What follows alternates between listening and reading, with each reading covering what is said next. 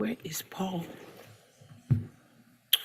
Brandon's taking his place tonight. Much better looking.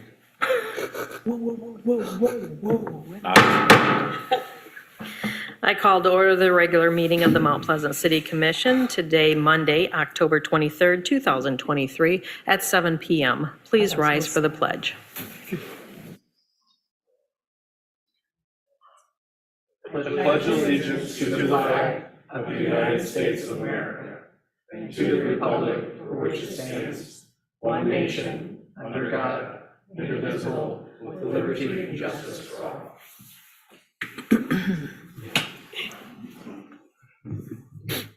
The Mount Pleasant City Commission recognizes the Anishinaabe, whose ancestral lands the city stands upon today. We acknowledge the Saginaw Chippewa Indian Tribe and recognize that the three bands of Ojibwe, Saginaw, Black River, and Swan Creek, have resided on this land for over 200 years.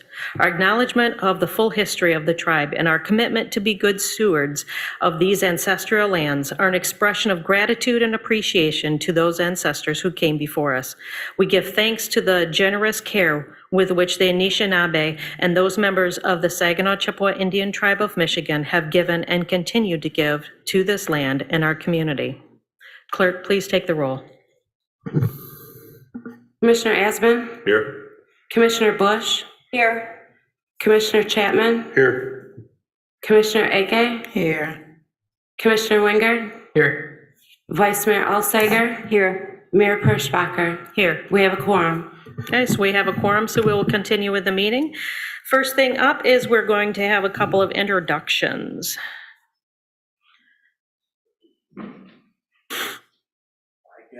You're first, yes. Good evening, everyone. It's a pleasure to be here this evening and have the opportunity of introducing you to Chris Carabelli.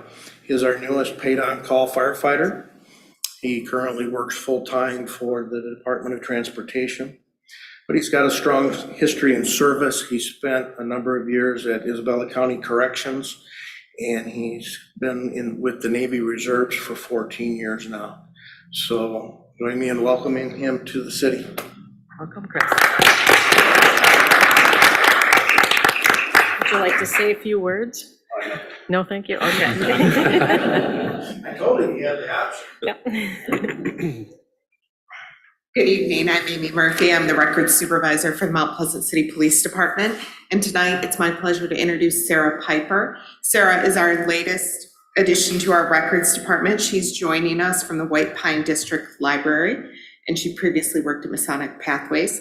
Sarah is the brave soul taking on our midnight shift, hanging out with the officers overnight. She began her training period on October 2nd. And we anticipate her moving on her own to midnight sometime around January or February. Please join me in welcoming Sarah. Happy to be here. Great, thank you.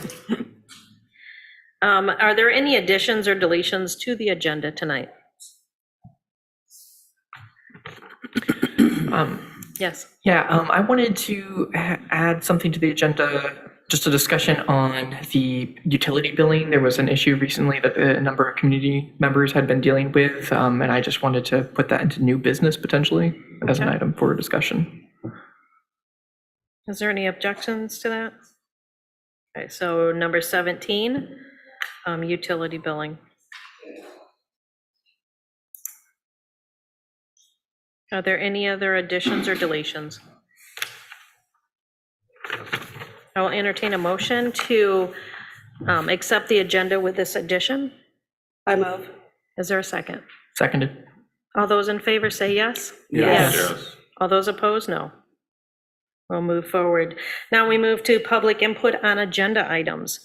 This is the time when the public has the chance to come forward and speak on any items that are on the agenda. Now, we do have quite a few public hearings, so if you're here to speak on a public hearing, you can wait until that time, or you can come up at this time as well. You'll be asked to step up to the podium, state your name and address, and you'll be given 5 minutes. If you're joining us by Zoom, you can use the raised hand feature or *9 if you're joining Zoom by phone.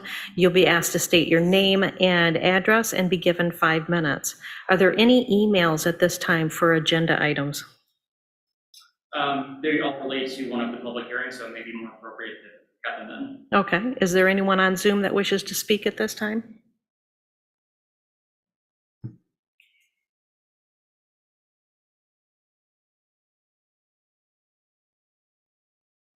There is no. Okay, is there anyone in the public that wishes to speak on an agenda item right now?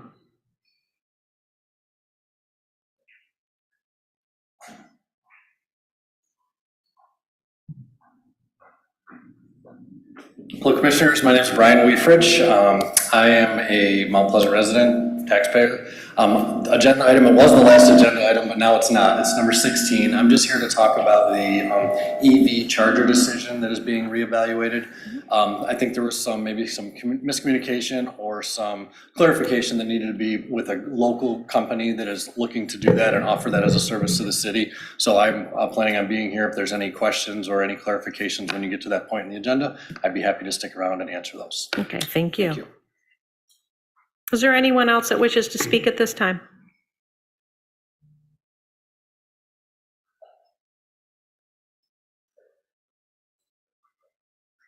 Hi, my name is Norma Bailey. I reside at 222 East Andre Avenue. And I want to speak for item number 14, which is a public hearing on an ordinance to amend table 154.410. Section B is the one I'm interested in. There's a chance to modify the special uses permit. And the reason I'm speaking for this is because it will help us at the Isabella County Restoration House. Isabella County Restoration House is a homeless shelter here in town.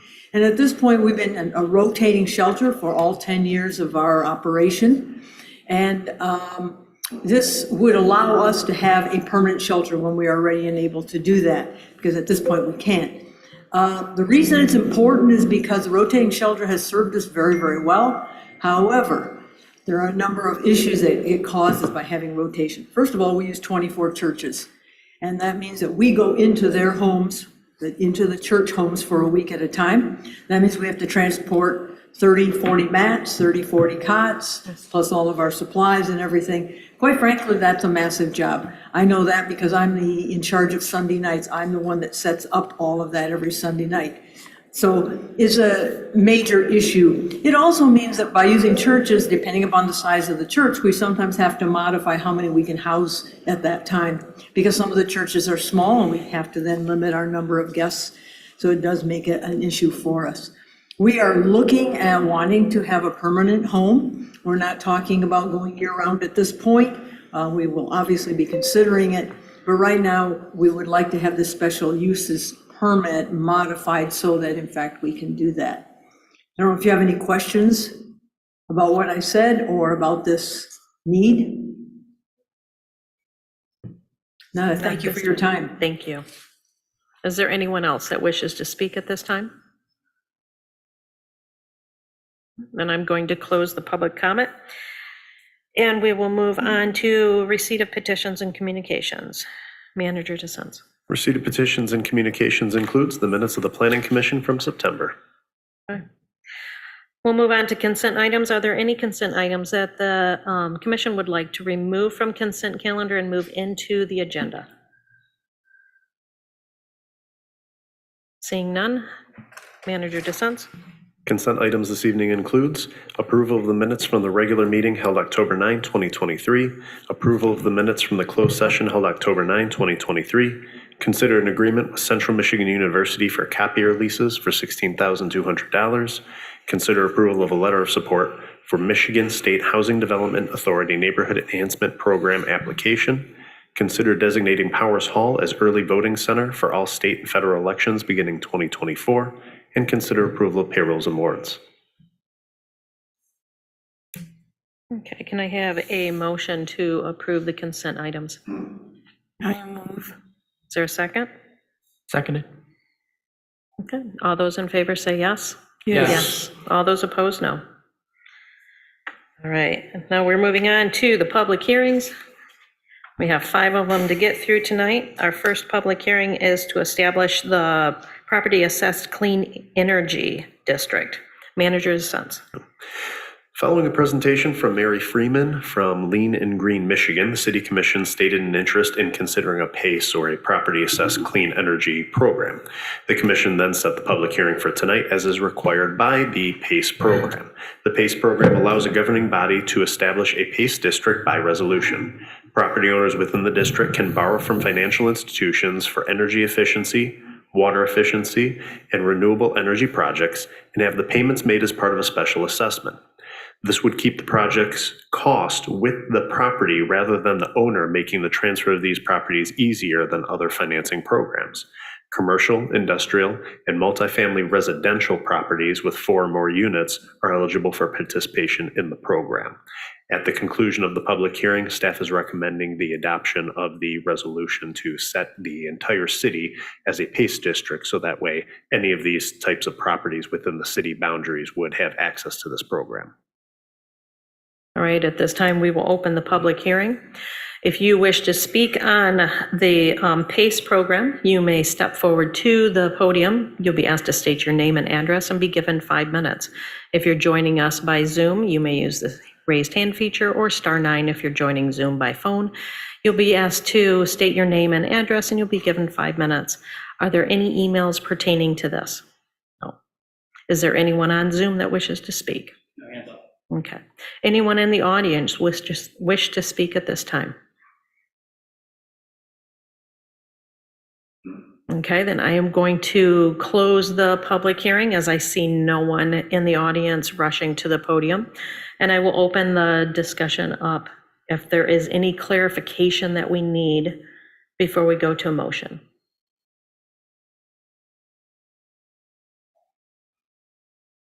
Commissioner Bush?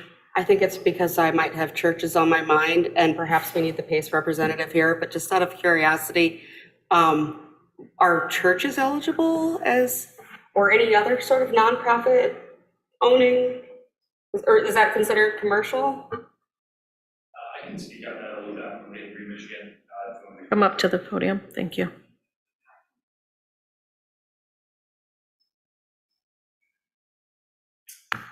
Hi, my name is John Wiley. I'm from Lean and Green, Michigan. The short answer to that question is yes, churches are eligible. They don't pay a property tax, they're exempt from it. But the special assessment can still be voluntarily placed on the tax roll, and that church would then repay the loan directly to the lender. Okay, great. Happy to answer any other questions you guys have. Any other clarifications needed? Just as far as working with the city, I know Lean and Green essentially hooks up different commercial properties that are interested in this with financing. Is there any cost to the city itself other than administrative costs or anything like that? The only cost bared by the city would be time.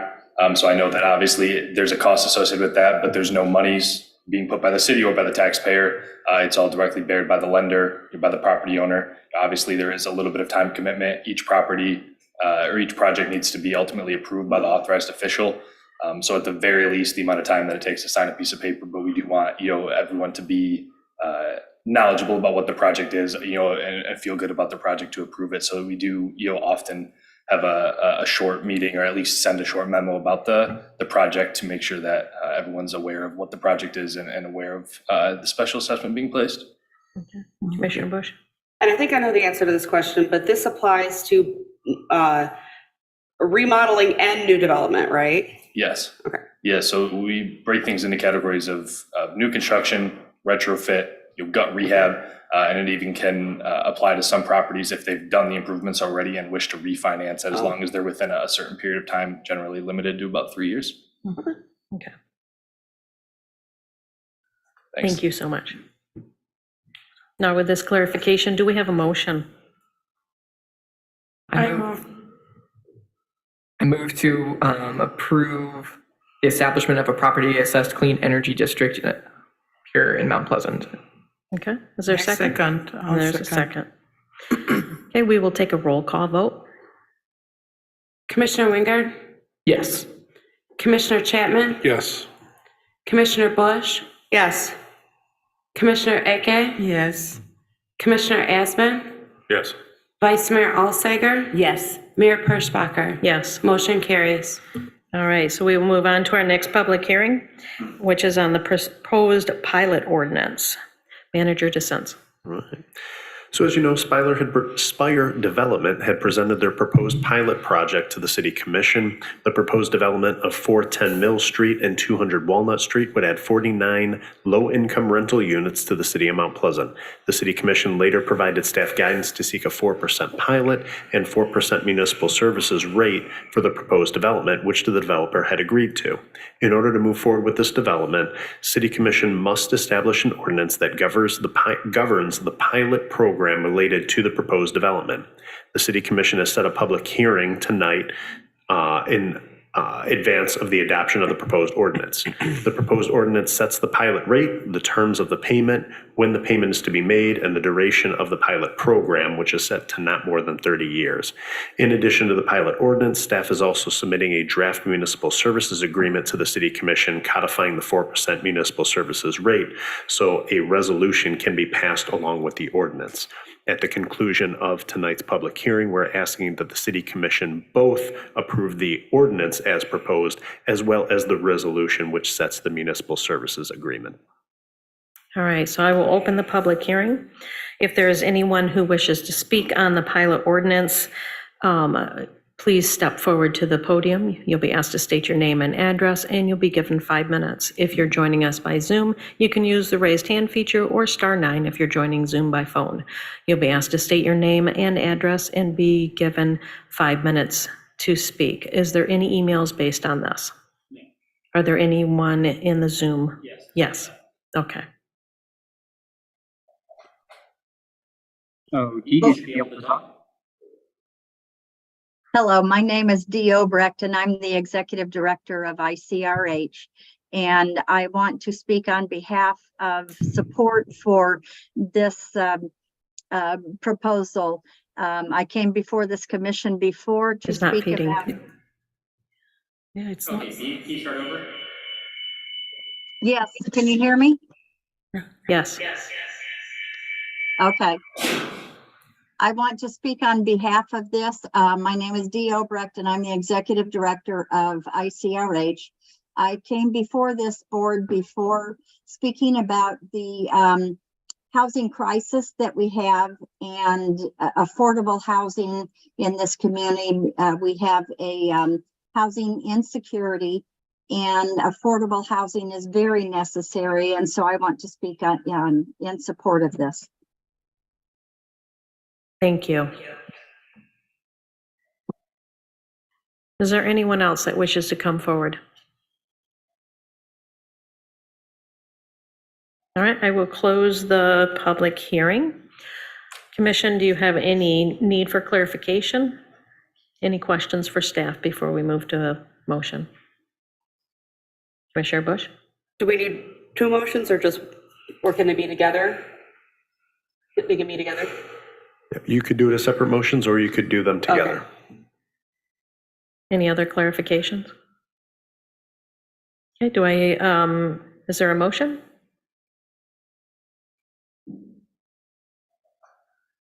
I move that we accept staff's recommendation that we establish an ordinance for a pilot program, accepting the terms of the pilot program at 4% for municipality and 4% for the city, as recommended. Okay, is there support? Seconded. We have a motion and support. We will take a roll call vote. Commissioner Bush? Yes. Commissioner Asman? Yes. Commissioner Eke? Yes. Commissioner Chapman? Yes. Commissioner Wingard? Yes. Vice Mayor Alsager? Yes. Mayor Perschbacher? Yes. Motion carries. All right, on to our next public hearing. This is on the ordinance to amend Table 154.405A.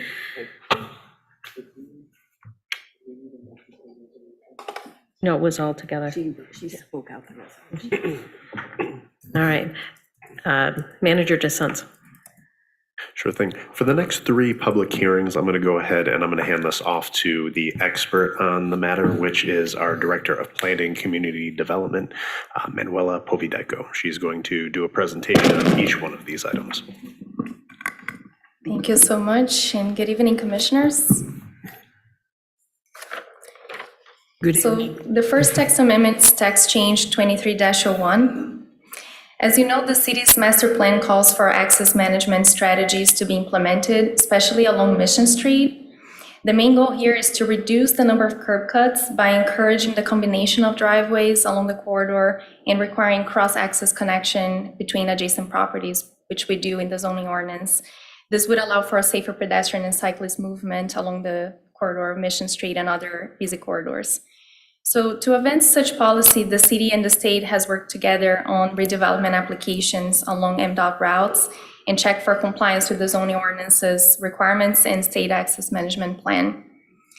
However, anytime a new or modified driveway is being designated along MDOT's right-of-way, the state engineering standards kick in, and they generally require 30-foot driveways along corridors with higher traffic volumes and speeds like Mission.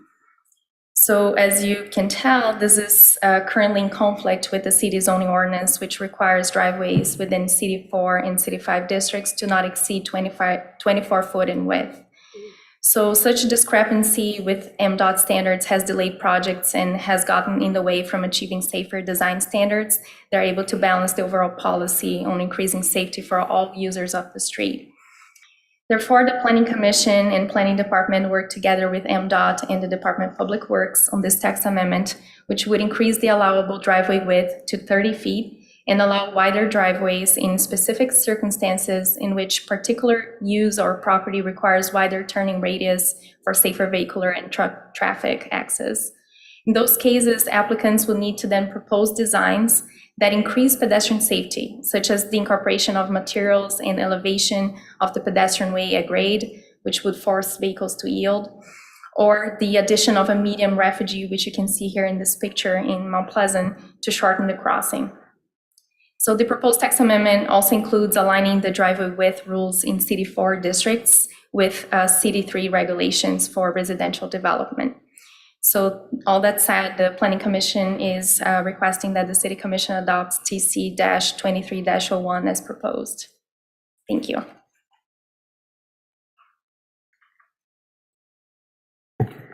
At this time, we will open the public hearing. If you wish to speak on this, you may step to the podium. You'll be asked to state your name and address, and you'll be given 5 minutes. If you're joining us by Zoom, you can use the raised hand feature or *9 if you're joining Zoom by phone. You'll be asked to state your name and address, and you'll be given 5 minutes. Are there any emails? Is there anyone in Zoom? Is there anyone in the audience that wishes to speak at this time? Seeing none, I'm going to close the public hearing and move to the commission. Is there any clarifications that need to be made at this time? Commissioner Wingard? Just a couple of questions for Manuela. I had 3. So again, the state requirement is in this specific area would have to be a 30-foot driveway. So we can't, it's not maximum 30 foot, it has to be a 30 foot. Okay. Yes, if it's a two-way driveway, it has to be 30. If it's a one-way in, it's 16 feet and one-way out is 12. Okay. But two ways is 30 feet. Gotcha. Next was, I know just our master plan for the area just has been focusing on, like, as you said, on fewer entrances. Is there a mechanism by which the wider drives like result in the fewer driveways, or is it just kind of, it goes together that when they're wider, we'll have fewer driveways, or are we just going to have a bunch of larger driveways? Good question. Yeah, so in that case, I believe my answer is it will depend on each case. Depending on the applicant that's coming forward, they may need several access, one in, maybe 2 narrow ones or 1 wider one could be contemplated. But in the case, maybe your question is about when it exceeds 30 feet. We are thinking that one mechanism that would be basically meet that definition of increasing pedestrian safety would be that, let's say, a 39-foot driveway because of truck access is only allowed if it's combined, or if you have other measures like the one I'm showing here on this picture. So depending on each case, we are going to push for, let's say, if you need a wider one, an elimination of an existing driveway, a combination with an adjacent property, or features like that one. Gotcha. And that kind of feeds into my last question. It was just incorporates increased pedestrian safety measures as an exception, an allowable exception to the wider, like above 30 feet. Mm-hmm. How is that standard evaluated? Again, on a case-by-case basis. So we have some examples that we talked about in meetings with MDOT and DPW, but we would really be reacting to designers coming with ideas. One thing that we do have are standards from general worldwide recognized organizations on traffic. So one thing to note is, a small island is not helpful, so you need to have at least 4 foot in between. And I like when there are trees involved as well, so that kind of creates that picture for the vehicles that are coming in, that they are approaching a narrow drive and there may be pedestrians in between. So we would be looking at on a case-by-case basis. It would be very difficult to come up with solutions, and we would certainly miss some creative solutions out there. So the way we would be really dealing with this would be on a case-by-case basis, and MDOT already selected representatives to be in our pre-application meetings before we even go too far on designs. So we can work with applicants on that and have engineers help them to come up with solutions. Okay, thank you. Commissioner Eke. Okay. You've addressed some of my questions, thanks to my colleague here who asked 3 instead of 1. She said 1, but then he asked 3, right? Okay. I thought I said 3. You asked 1 for me. Okay. So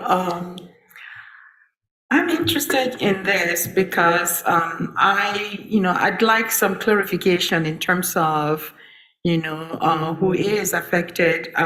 What about existing driveways? Are they I don't like the word, but I'm going to use it, grandfathered in, or do they have to now be in compliance with this new requirement, or is this primarily applicable to new driveways?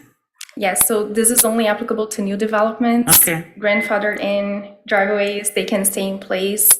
But we're always workshopping that with applicants. Sometimes we may get someone that really need to keep what is there. They don't want to invest too much, or they don't have too much money to put on the property. Otherwise, if they're open to solutions, we try to get as much compliance into it. So it kind of depends. I have an additional question. It was supposed to be my 3rd one.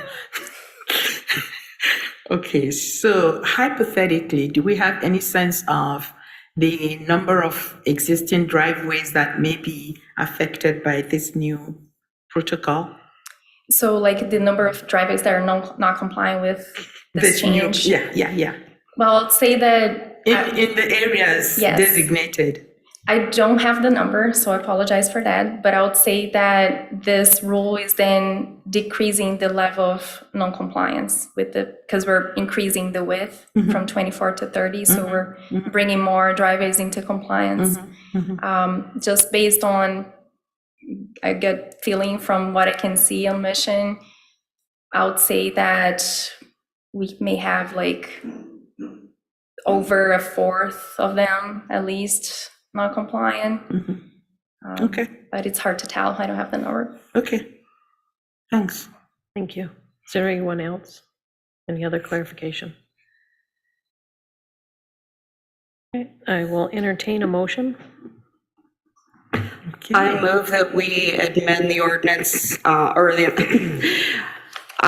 move that we amend table 154.405 in the district standards, CD4 general urban and CD5 urban center character districts of the Mount Pleasant zoning ordinance regarding driveway widths and as the planning commission recommends. I'll second. Okay, and we have a motion and a second. We'll take a roll call vote. Commissioner Eke? Yes. Commissioner Chapman? Yes. Commissioner Wingard? Yes. Commissioner Asman? Yes. Commissioner Bush, Yes. Vice Mayor Alsager, Yes. Mayor Purschbacher. Yes. Motion carries. Okay, motion carries. We are moving on to the ordinance to amend Table 154.405A District Standards for CD3L, CD3, and CD4. Manuela? Thank you. So this one is about design requirements. The current design requirements in the zoning ordinance, they have been hindering the ability of starter homes from being built, as well as two-car garages due to a rule that requires garages to not exceed 50% of the building facade at frontage. So I have an illustration here to show what I mean. So the current ordinance's rules are represented on the diagram on the left here. So most residential areas in the city, that they are mapped CD3 today. So I did data analysis with the Department of Public Works, and we identified that 22% of lots within those districts wouldn't be able to accommodate two-car garages, even if they're ever developed or redeveloped. So this is, again, kind of related to the previous question. It's only for new residents or reconstruction. This percentage is really relevant if you think about almost a fourth, because when we look at data on the state about families that own or households that own two cars, we have 92.5% of households owning at least two cars. So there's a huge mismatch there. By simply changing the ratio from 50% to 60%, we would have our minimal lot widths, which are 50 feet in width in CD3, being able to accommodate two-car garages. So this kind of aligns the existing rule with the other existing rule that we have in the book. So they're currently in conflict. Furthermore, the proposed text amendment would also exempt two-story buildings from that percentage rule. And this is really an architectural qualitative analysis that we did. If you look at the diagram on the top, because you have the second floor, you have enough features that are being brought to the design, such as the windows, the roof, and all of those, they reduce that visual impact of a house just looking like a garage as opposed to an actual house. So by exempting those, then we also make it much easier to accommodate two-car garages in the city of Mount Pleasant. So all that said, the Planning Commission is requesting that the City Commission adopts TC-23-03 as proposed. At this time, we will open the public hearing. If you wish to speak on this public hearing, you may step to the podium. You'll be asked to state your name and address, and you'll be given 5 minutes. If you're joining us by Zoom, you can use the star 9 feature if you're joining by phone, or the raised hand feature if you're joining by computer. You'll be asked to state your name and address, and you'll be given 5 minutes. Are there any emails? Is there anybody on Zoom? Is there anyone in the audience that wishes to speak at this time? Okay, seeing none, I'm going to close the public hearing. Commission, do you need any more clarification? Could you go back to the first slide with the two comparison? Okay. So with that, again, I want to make sure that I understand what you're saying. This structure is, the 50-50 is problematic because? Because you need a wider lot to be able to accommodate the house that looks like that. So it looks claustrophobic as it is. Oh, okay. Well, that's not really the issue that I was trying to demonstrate. It's just that the lot width will have to be wide enough so you can actually fit a garage in a house that is at least 50 and 50%. So currently, am I to assume that you can only do one car garage in Exactly. That's okay. That's what I'm In a trying small to. lot. Yes, that's what I'm trying to. Okay, this is the same lot. Yes. The only difference is the expansion, the lengthening of the width, the space allocated for the garage. So actually, the one on the right will be able to be accommodated in a narrower lot. So in that case, you can have the same square footage because you can build towards the back, but the amount of space that the garage occupies at frontage is increased. So it's 60% and just 40% is anything that is not a garage, basically, when you look Basically, it's your house. That's what I'm hearing, right? It's what? This would be your house. Yes, Or but it at can least go the- deeper. Oh, The front. The front of frontage your house, yeah. Okay. And I was trying to show an illustration that shows like a modest house, it's single story. That's what we mean by the term that I actually learned with the Home Builders Association, starter homes, yes. They really try to aim for single story. And so this rule is impacting their ability to do something like this. Okay, yeah, I'm just looking at it, visually to, sort of in terms of the visual aesthetics. That's what I'm looking at. Okay, thank you. Any other questions, clarifications needed? Commissioner Chapman? I think it's a great idea. I like seeing when things are in the city of Mount Pleasant or make it simpler for people to do things that are important for them to do. So I appreciate all the work you do. Thank you. Any other clarifications needed?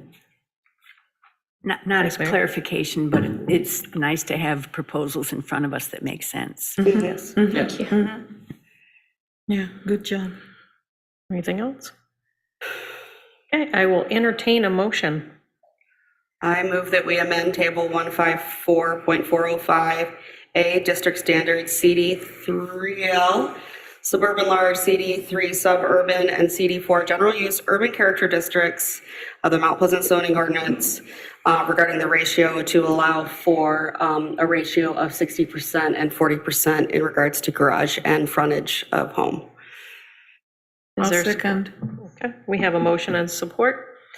We will take a roll call vote. Commissioner Asman, Yes. Commissioner Ake, Yes. Commissioner Bush, Yes. Commissioner Chapman, Yes. Commissioner Wingard, Yes. Vice Mayor Alsager, Yes. Mayor Perschbacher. Yes. Motion carries. Okay, motion carries. We will move on to the next public hearing for the ordinance to amend Table 154.410A. Yeah, Manuela, is this also your gig? Yes. Okay. Last one, I promise. You're going. Thank you so much. So this one is about institutional uses. We have 3 uses that we are introducing or modifying the zoning ordinance: transitional housing, adult daycare centers, and medical uses. Before starting, I just wanted to quickly share these 2 charts with you that it was just mind-blowing to me. The first one on the left is a good visual to try to explain the housing crisis we are trying to address. It represents the rising housing price index for Michigan over time and the adjusted median income household income. Demand continues to rise and incomes have not kept pace, as we are all aware, which only exacerbates the problem of maintaining levels of affordability. The zoning reform kit that we use from the American Planning Association Michigan chapter talks about how Michigan will face a deficit of more than 150,000 housing units by 2045 if current trends continue. This obviously has an effect on the amount of populations needing transient housing options, which within Isabella County, the Isabella County Restoration House has previously shared a need for 150 families at this point in time. ICRH is therefore looking to shift their current daily operations to another location to be able to offer overnight accommodations. And that would help keep with the current needs that will likely just keep growing. Zoning does not currently address homeless and other types of transient shelters. Therefore, the proposal would add those within the use chart in the use table to ensure that they are permitted in Mount Pleasant. The chart on the right represents a huge increase that we're currently facing in populations reaching over 80 years old, with baby boomers reaching that age group starting in 2026. Such senior population is more likely to need additional services such as adult daycare centers, which are also not currently reflected in the zoning ordinance today. We only have childcare services included. Medical uses of all kinds will also be needed due to these 2 trends, which in this case, the proposal would be increasing its applicability to the area mapped as research center in the city, which would help accommodate a private provider wanting to open a substance use disorder recovery services within University Park. That said, the Planning Commission is supportive of the following ordinance changes to permit First, larger transitional housing such as homeless shelters with more than 16 occupants within City 4, General Urban, and City 5 Urban Center character districts. These are the districts that allow for the highest densities in the city, and those would be allowed pursuant to a special use permit. So there will always be a chance for the public to come forward in case we have a specific application in one of those areas. Smaller transitional housing such as domestic violence shelters with 16 occupants or less would be allowed by right within City 4 and City 5 districts, as well as City 3L, Suburban Large Lot, and City 3 Suburban Character Districts. Those, we have some of them spread across the community, and they usually look like regular houses.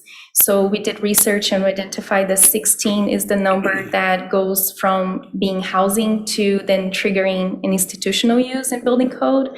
Therefore, that number relates pretty well to building code regulations that are in effect everywhere, including the International Building Code. And then medical uses within SDRC Research Center special districts would enable detoxification facilities to come into these areas while not hindering medical uses within SDU, the University Special Districts, if service providers decide to purchase those properties from CMU. So basically, this text amendment is helping in a situation that someone decides to lease property from CMU, but in the future they decide to own that property, then zoning wouldn't get in their way, basically. So this text change will also bring the existing medical use McLaren Wellness Center into compliance with the zoning code if we do that text change. And last, adult daycare centers will be allowed by right within City 3L, City 3, City 4, and City 5 districts, similarly to childcare centers. So it's the same charts and columns that we would be checking. So all that said, the Planning Commission is requesting the City Commission to adopt TC-23-02 as proposed. Okay, at this time, we will open the public hearing. If you wish to speak on this, you can step to the podium, state your name and address, and you'll be given 5 minutes. If you're joining us by Zoom, you can use the raised hand feature or *9 if you're joining Zoom by phone. You'll be asked to state your name and address, and you'll be given 5 minutes. I'm assuming we have some emails. We have some emails, yes. All right.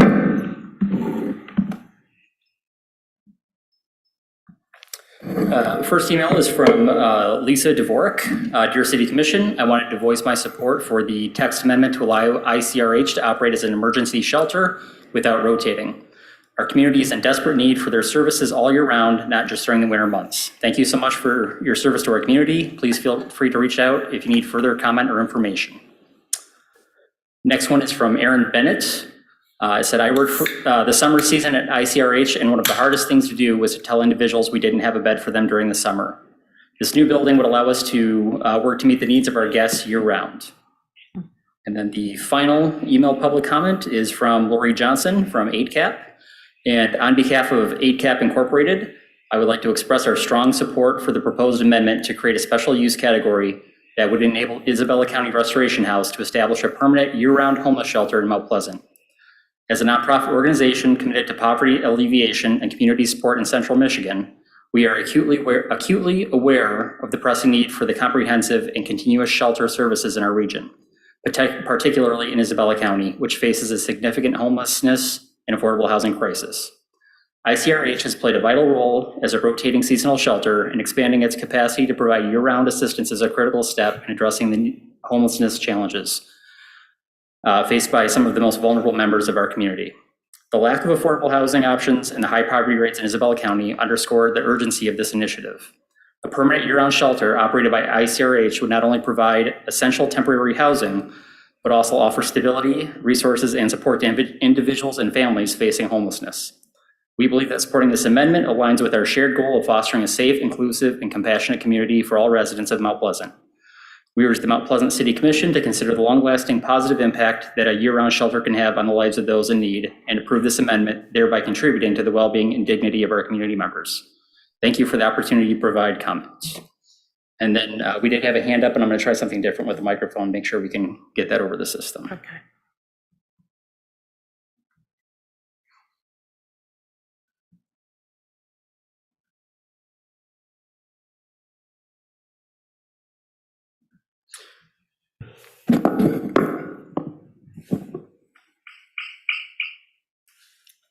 Okay, Dee, can you hear me? Yes, I can. Can you hear me? Dee? That's not going to work.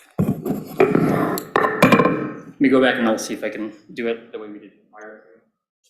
Okay, I'm going to ask if there's anyone in the audience that wishes to come forward and speak at this time. Okay. Dee, go ahead and try again. Can you hear me? Yes. Okay. Again, my name is Dee Obrecht. I live in Rosebush, and I'm the Executive Director of ICRH. And I would like to speak in support of this amendment that would allow us to move forward and offer hope and possibilities to additional people in our community through the homeless shelter and help to set them on a pathway to self-sufficiency so they can become sufficient working home, having their own housing in Isabella County as part of the citizens of our county. All right, thank you. Is there anyone else that wishes to come forward and speak? Okay. Is there any clarification needed by the commission at this time? Commissioner Bush. I don't know if Dee's still on the line or if Norma can speak to this, but my understanding maybe was from what Norma had said that the primary goal right now is for us to approve this ordinance so that these things become possible in the future, but that the most immediate plan would be to have a non-rotating shelter that would still, at least for maybe the time being, operate seasonal. Is that correct? Yes. For now. Yeah, just wanted that clarified. Commissioner Aki. I don't need clarification here. I just want to commend you for doing this. The reason is because as somebody, I chair the Isabella County Human Rights Committee, and the issues that this ordinance will address are issues that I have had to deal with while trying to find housing for people. I had one that just ended in January, and up till January 1st, I was on the phone calling practically every unit in this city, in this county, as far as Gratiot and Clare, even Midland, trying to find a place for somebody who desperately needed it. So for me, this is important. And by the way, accommodation, housing is one that's guaranteed by the Universal Declaration of Human Rights. So this is important. It is important that we take care of our people. It is important that we provide security. It is important that we care about the well-being of every citizen, every resident in Mount Pleasant, in Isabella County, in fact, in the whole universe. Okay, so I thank you for doing this and for bringing this forward. And I do hope that my colleagues will support this particular ordinance. Thank you. Is there any other clarification? I will entertain a motion at this time. I move that we amend Table 154.410A, Building and Lot Principal Use, Section 154.410B, Special Uses, and Article 7 of the Mount Pleasant zoning ordinances in order to allow the institutional uses of adult daycare centers, transitional housing, Etc. Just all as Etc. mentioned. Is there support? I will second it. We will take a roll call vote. Commissioner Chapman? Yes. Commissioner Wingard? Yes. Commissioner Asman? Yes. Commissioner Bush? yes. Commissioner Eke? Yes. Vice Mayor Alsager? Yes. Mayor Perschbacher? Yes, Motion carries. motion carries. Thank you so much, Manuel. Thank you. That concludes our run on public hearings, and we will now move to new business. Manager dissents. Right. First up, we have consider contract with Fishbeck for professional services to update the city's wellhead protection plan and approve a budget amendment of the same. The city's wellhead protection plan is in need of an update. We're asking the city commission to approve a contract with Fishbeck Engineering for $65,000 to complete this plan. Fishbeck Engineering has been the city's contracted engineer for utility support for several years. I'm going to turn over to Director Moore and our friends at Fishbeck Engineering to educate us on the importance of these plans. After the presentation, will be available for any questions.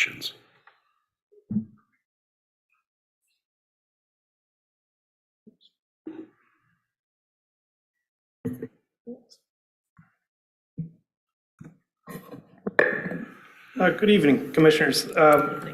As you're all aware, the city's been seeking funding for some improvements in our water system through the state's drinking water state revolving fund. And as we were going through that process, we realized that we had a deficiency in the fact that we do not have a wellhead protection plan that is, a full plan that's approved by the state. And one of the reasons we recognize that is because there's a point system with those DWSRF applications, and so without having that fully approved plan, we miss out on a significant portion of those points. And so we asked that Fishbeck, the engineer that we've been working with on the DWSRF application, put together a proposal for us to put together a full wellhead protection plan. And that's what you have in your packet tonight for your consideration for approval. Now, Fishbeck has, they're here tonight with a representative, their hydrogeologist, Alyssa Olson, and she's going to give you a quick presentation on their on the wellhead protection plan.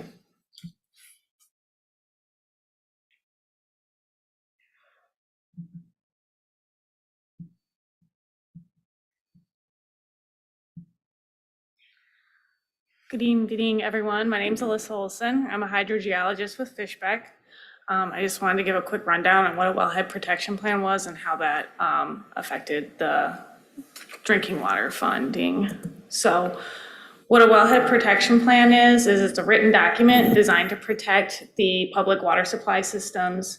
And it's directly descriptive of groundwater and the potential sources of contamination within the groundwater used. So your system is groundwater aside from the rainy well. And so that's why this program or report is affected by you guys. The program is voluntary, and the wellhead protection plan, if you do decide to enter the wellhead protection program, we do need to be consistent with EGLE guidelines, which I think is what was given to you in your packet. So the wellhead protection plan is affected by the drinking water state revolving fund in that the revolving fund has a total scoring of 100 points. The higher you score, the better chances of receiving funding. In 2024, communities that had 80 points or more received state funding, and and Mount Pleasant had a total of 70 points last year. The wellhead protection plan is worth 10 points. There are 7 elements involved in a wellhead protection plan. There's the roles and duties, the wellhead protection plan area delineation, the potential sources of contamination, management strategies, contingency planning, new well sites, and then public participation. So within the roles and duties portion of the wellhead protection plan, we're looking to identify the team that would be helping implement the wellhead protection plan. Come on, everyone likes a good Marvel comic. So we're gonna call them Team Marvel? Everyone's got their superpower. So the planning team is often an elected official. Typically you have your fire chief in there because they typically know where your hazardous materials might be within your community. Public works director, your system operators, those who are really integrated into how your system runs within your community.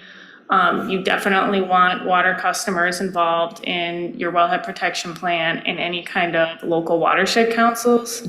and state agencies, regional agencies, tribal agencies. You want them to be a part of your wellhead protection plan as well as academic partners.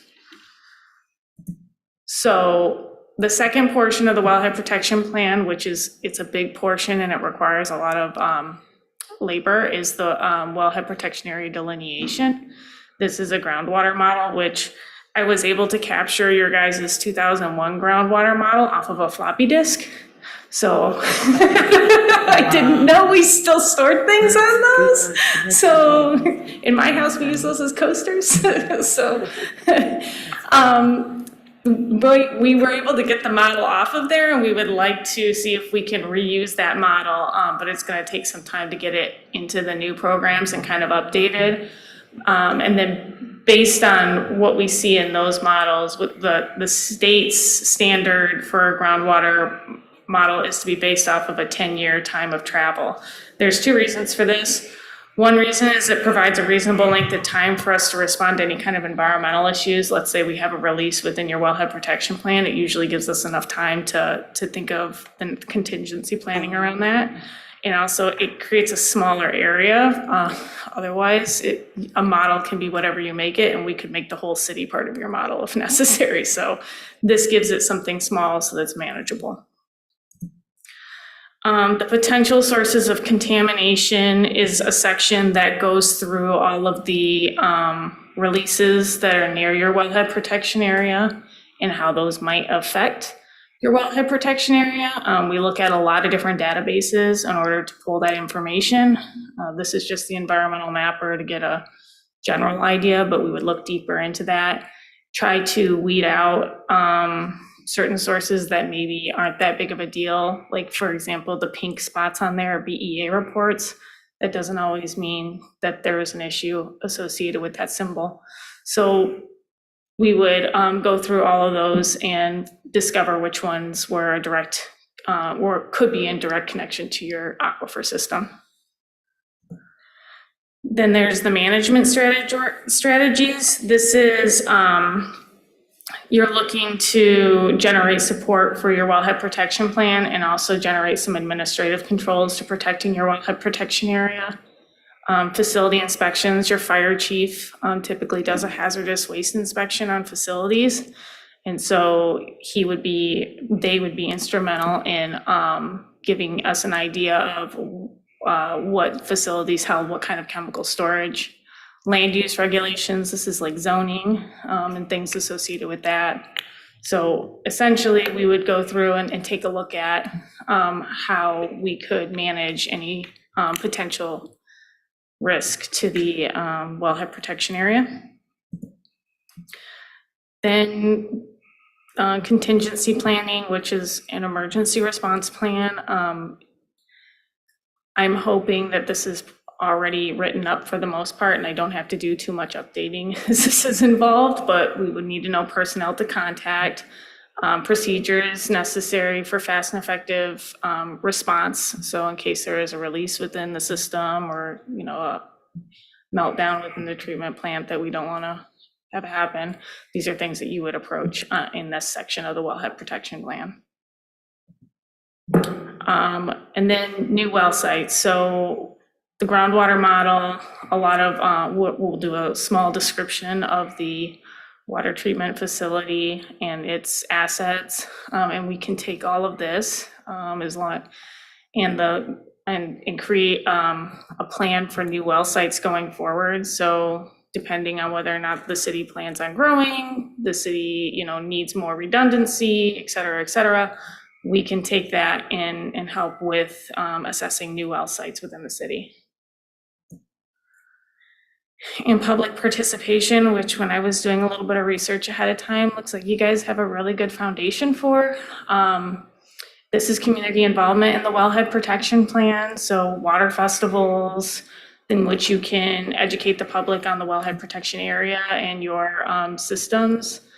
Local schools and activity groups. This can include plant tours, newsletters, brochures, social media posts, just general public outreach on how your systems operate. So that's generally the overarching need within the report. That's Star Wars, not Marvel. I'm a bit of a sci-fi nerd. Sorry. It's better than math graphs. So general timeline for the wellhead protection plan, we would need to, basically, as soon as I got approval, I would need to start working on this. We need to get it done by the beginning of the year so that we can hit all the timelines in order to get you guys the points you need for your state revolving fund. So, yes. Good. So for any new construction, would people, or remodeling, would people really have to do anything different than they would otherwise have to do for Eagle permits and that sort of thing? I mean, it's more of just a comprehensive plan that includes everything that we do to protect our water. So it's not like it's anything new, it's just more efficiency. So it's gonna take some work to put it all together, but in the long run, it makes more sense because it's more efficient. Correct, it's just one Yes. big area for the master plan of your wellhead protection area. Right, so it's, yes, okay, sounds good. Any other questions? I do have one, maybe a couple, but I'll ask this. You talked about emergency response, if you go back a little bit. Okay, emergency response protocol. Don't we have one that also includes Central Michigan University, maybe a protocol or team, or what do we do in cases of emergency? Or do we set up an entirely different one for this? This would be a different plan. This would be particularly just for water-type emergencies, whereas our plans with Central Michigan University typically are a plethora of different emergency responses. Okay. And, all right, could you go forward, please? To where? Public participation. You got it. Okay. So, Chippewa River Water Festival. Okay. Hey, we can do a boat regatta here, right? Like canoe boat regatta on the water, the river. So this was actually something I was on the team that organized that. Oh, great. It only went on for 3 years. I didn't know about Basically due to some primary stakeholders moving their focus or moving out of the area, and then COVID. It's definitely something that's on the table for the future. We'd like to see it, see it happen again, as well as other things that are potentially on the table. But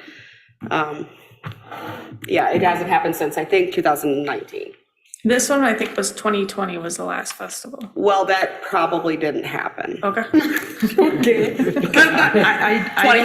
It was outdoors, wasn't it? Oh, I mean, it was in the peak of it. Oh, was it? Okay. Yeah, it was, because we did the festival, it would have been in the thick of it, in the thick of it, so, yeah. I wondered why there was no pictures of the actual festivities, so that makes complete sense now. Yeah. Well, I mean, we didn't even know we could, have places open for business until after Memorial Day, so it just didn't happen, yeah. Fair enough.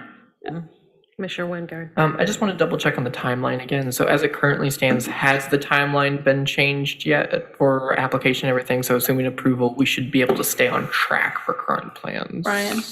Yeah. Okay, thank you. No problem. So, okay, just again for clarity, so I'm assuming that at this moment, we don't really have a protection plan, or that we have one that is not comprehensive enough. Yeah. Two different things. I want to clarify for The myself. current wellhead protection plan was a plan to make the plan. So it was like 3/4 of the way there, but not the actual thing. So we couldn't submit it to the state for approval. Okay. Okay. Any other questions or clarification? Thank you, Alyssa. Sure. Thank you. Is there any further discussion? No. I'll entertain a motion. I move that we accept a proposal to put together a wellhead protection plan and, a motion to approve a contract with Fishback Engineer for $65,000 for professional services to update the city's wellhead protection plan and to approve a budget amendment for the same. Is there a second? Second. Okay, all those in favor say yes. Yes. All those opposed, no. Motion carries.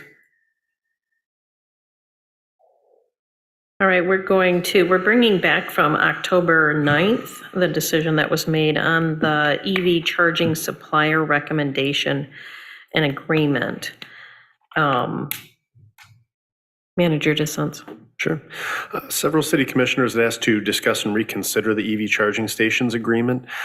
So we do have Downtown Development Director Michelle Sponseller here. She had provided a memo comparing the two programs and will be available to answer any questions that you may have. I also received a question in particular about could we maybe even chop this up if we wanted to and award different stations to different providers? And that is a direction that you could provide staff as well too if you wanted to go that route. Is Downtown Development Director Michelle? She's here. Please. Welcome back. Good evening. Hello, good evening. Welcome back. So the earlier proposal was with an outside Supplier, yes. The reconsideration is to take a look at a local entity. Correct. So what does the local entity then bring? Because we haven't heard much about them other than what is provided. In your packet was yeah. an evaluation of both of them. That was I have read it. I need you to clarify. Okay, alrighty. Let me go through here. I will hit the highlights, gets into some detail that I will tell you I'm not an expert on, but I will hit the highlights. So number of units supplied, the General Motors DCC program was offering 5, 1 replacement in lot 2, 3 new units in lot 3, and 1 new unit in lot 13, City Hall. EV Holdings, 4 total, replacement in lot 2, and then 3 in lot 3. That's a little trippy there. Revenue sharing, the GM DCC program was offering 3 cents a kilowatt hour. EV Holdings was not offering a revenue sharing. Funding, the GM program was self-funded. EV Holdings is working with Consumers Energy through a grant. Technical features, primarily the same at the base level. However, the model themselves for the chargers would be slightly different. The GM program had a level 2, it was just sort of a, I don't want to call it generic, but more generic focused. And EV Holdings was actually a Tesla universal wall connector. Again, to be clear, although made by Tesla, will work on other automobiles. Just want to make sure both are able to be upgraded. Past projects, municipal locations, let's see, 1, 2, 3, 4, 5, roughly 9 from the GM program. EV Holdings had 1. However, they also had local fast chargers at Coin Oil and Propane off of Pickard. And then maintenance and support, both were offering fast response time. Both were using Wi-Fi connectors. Not a whole lot of difference there. Reputation, and again, both were positive, having offered in different communities through the GM program, and then of course with EV Holdings, also with the city of Tawas and their private location off of Pickard. Okay. Quickly, there we go. All right. Okay, I want to support local business too. Okay, so I do think that, we want to think in terms of inclusivity, being equitable, being responsible to our own, to our communities and, to businesses in our communities, because the businesses also support us. Okay, so, and that's where I'm going with this. So if the consideration is, to modify the discussion from the previous meeting to consider the local business, I would go that way. Okay, so that's important for me. So I don't know what my colleagues are thinking. Commissioner Chapman. Has there been conversation with the owners of the local company about potential revenue share? Other than to ask the general question, that was all. I didn't get into the, well, so-and-so said they were going to, so would you come back and?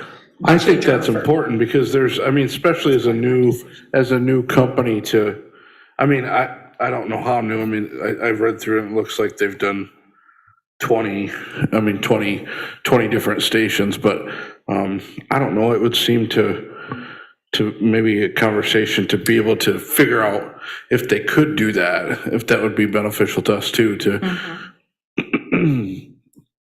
If I remember correctly, though, it was a very small amount, even throughout the year, correct? Correct. I would why- estimate that to be roughly $1,000. That's Oh. assuming, just to be clear, Yeah. that's assuming 24 hours a day, 365 Sure. days a year. Yeah, So so $200. Okay, I listen, I'm all about local. I'm the one that brought this back up because I realized that it was a local company. I thought, if they're doing well, or I went to before last meeting, I went to the website, couldn't find anything. And then I later found that there's a map of where they're at in Michigan, and I thought, man, to not give the opportunity to a local company if it's so close that, and I guess the revenue sharing, now that you say $1,000, 20, we just gave away $60,000 for a plan, right? I think it's pennies, right? And so to say because of $1,000, and I understand there is something to say for the experience of GM, but at the same time, if somebody can do it, let's let them do it. If they do it well. Agreed. Being that it is, the EV Holdings is grant supported, is that grants that they have to write every year? Is everything contingent on whether or not they have a grant? One time for the installation of the chargers only, is my understanding. Okay. And they're working through that, and although I don't believe that it's written, finalized, that my understanding is that it is fairly secure. Okay, and then it would be self-sufficient after that? Correct. Okay. Correct. Because I know how grants can be fickle. And lose them in a heartbeat. I'm assuming it's seed money, that the grant would be like seed money. Yeah, And then they would find a way of sustaining their business afterwards. Correct. Consumers Energy is working with a number of, I'm going to call them startups in this field. In some communities have decided to try and enter this field on their own, essentially become like a utility. And so Consumers is working with them. And just a reminder, we decided not to go down that road. Yeah. Just why? Just wanted to bring that back real quick. Yeah, but we wouldn't be the ones working with consumer. Correct. It's the company that would be EV Holdings would be. Yeah, would Correct. be working with consumer. Correct. Okay. Commissioner Wingard.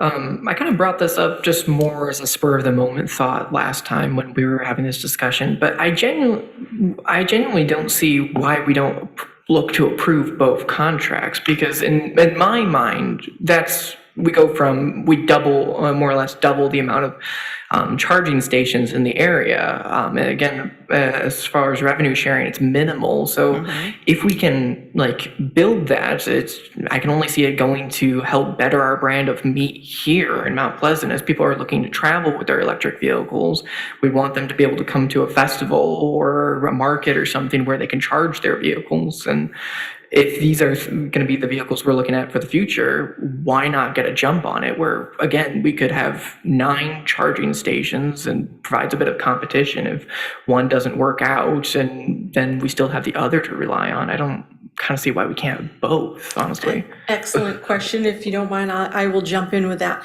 The reason we went with these particular locations and this number is because we don't know what the what the usage is going to be. We could certainly add later. My largest concern on that would be specific to parking lot 3 and parking lot 2. Parking lot 2, we're looking to simply replace the existing charger. So if we go with, working with both, so then unless you have a decision on who gets the replacement and who gets new, and if they're going to be close to each other, like, it could get a little messy. And then parking lot 3, it's possible, but the location of the chargers, we've been very cautious as to where to place them. So when there's an event going on and it's a limited number of spaces, so those are some things we'd have to take into account. Gotcha. I would imagine that the local company, if moved forward, saw a need for more, there would be that opportunity, correct? Certainly, and on both companies, they've Right. indicated that if there's good usage, they would be looking at other areas and look to us to say, what is the usage? Do you want more in different locations? And these can go in private locations, private businesses, they could put them in their parking lots as well, so. You just answered my question. About, what about private businesses? Commissioner Bush. Oh my gosh, I almost forgot what I was gonna say. Okay. No, but the units, okay, so let's just say worst case scenario. So when we were talking about this other company, in my head, I was like, well, it's they're it's General Motors backed, and I'm assuming they're like General Motors maintenance people who are trained to take care of these machines. So in this case, are these like are these consumer, I mean, I know it's the company, but is it a machine, are they like standard for consumers energy across all the programs that they're doing across the state? Is it like the same machine? I don't know the answer to that. I'm gonna see if I don't, EV Holdings has someone here in the audience, so I don't know if they know the answer to this, other than I know that it would be a 24/7, 365 response time, but I don't know who would be. I don't believe it would be consumers, that they would have workers who would be working on the chargers themselves, as opposed to consumers would be working on the power brought to the actual charging units. Okay. If that, I know that's. Well, because the question there is that, like, if, as Mayor Perschbacher pointed out earlier, is if there is some issues with grants in the future, and let's say the company chooses or doesn't get the grant, or like down the road for maintenance. Because, I mean, we all know, speaking of floppy disks, what out-of-date technology can burn you with. Well, I think about the one that's been sitting there for how long now? I mean, Then 12 years. that one's been well maintained, right? I mean, It is slow. I would say a squirrel could generate power a little bit faster on a treadmill probably at this point in time. Sure. But yes, it does still work. I mean, my understanding just from reading the packet is they're going to take care of it, right? Yeah. Correct. Either company, correct. I'm pretty Correct. sure that they It's don't written come in into with the a plan. agreement. I mean, they're not making any money unless they take care of it. So when I was at the MML convention, one of the individuals I spoke to drives a electric vehicle and said that he has that map that tells him where he can go and Yes. charge. And he said, are you guys looking at this? And I said, actually, we are. We're looking at, putting in EV chargers. And he said, if you do them, do Tesla, period. Oh. Yeah. And he said he will not go anywhere unless it is a Tesla because of the ability to use it with his car. And he doesn't drive a Tesla. I was going to say something about that because this issue, I may have mentioned it maybe last meeting or the one before it about NPR. It was on NPR where the issue had to do with charging stations. And it's either one of the automobile companies, the person responsible was traveling across the nation looking for these charging stations with his teenage son. And the issue was the proximity of the charging stations. And when you find one, how many people are lined up waiting to charge their batteries. They talked about Tesla. I talked to two men at the MML convention this past weekend. It was the very first conversation that I had with any group of people. It had to do with this. They come from a small community. I won't mention the name of 14 or 1,500 people, but they were talking about this too. And the issue of proximity, where, the placement of the charging stations, how many you have, and how that's also going to affect. And I was thinking, yes, it will affect the kind of business that, or people who would come to your community to do business, especially if they're driving, electric vehicles. They are always going to wonder where the stations are. And then, of course, for us, it will be the proximity to one another and what time. I do think that the future, that the world is changing. Yes, Tesla has the lead for sure, but the world is changing and there are other entities too. And I think, for us to compete effectively, we have to compare all possibilities. I have no vested interest other than city community interest. I'm not going to make money. We're not making too much money out of it. But I do think that for us to be sustainable and to be competitive in the future, we do need to look at all these considerations and see what works for us. If it means having the two companies here at different locations so that they're not warring, no cowboy, politics or business here, yes. So long as we do this equitably and responsibly, I would like to consider the local business. Vice Mayor? I just have a thought that there's a few reasons that we might want to go with the EV Holdings, local, good quality connectors. But I think they should also offer a revenue sharing. It's my opinion. I think we should consider both. They bring different things. Kind of off that question, I think Aaron had mentioned there was some kind of option you had considered if we did want to proceed with both options, or? Well, if oh boy. Sorry. Wow. Yes, so the first thing is we were originally looking at 5, Yeah. right? So EV Holdings did not offer a charger behind City Hall, for example.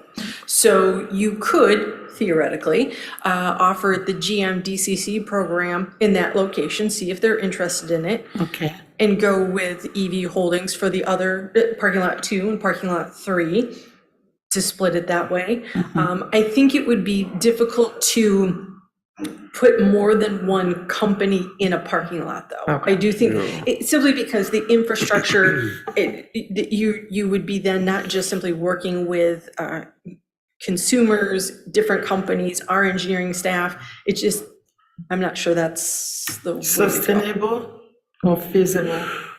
I think it's possible, but it could really extend the timeline, perhaps. Okay. Yeah. I would love to see more chargers, but I see Michelle's point in terms of, I just think it's going to add to confusion if we roll this out and have 2 different options out there. Also, just from a standpoint of, education about the system. I mean, it would be good to try. I would love to see one behind City Hall, and if that could be addressed again, if there was a reason why EV Holdings wasn't offering that in their first proposal. I mean, I understand it. Yes? Yeah, sure. Sure.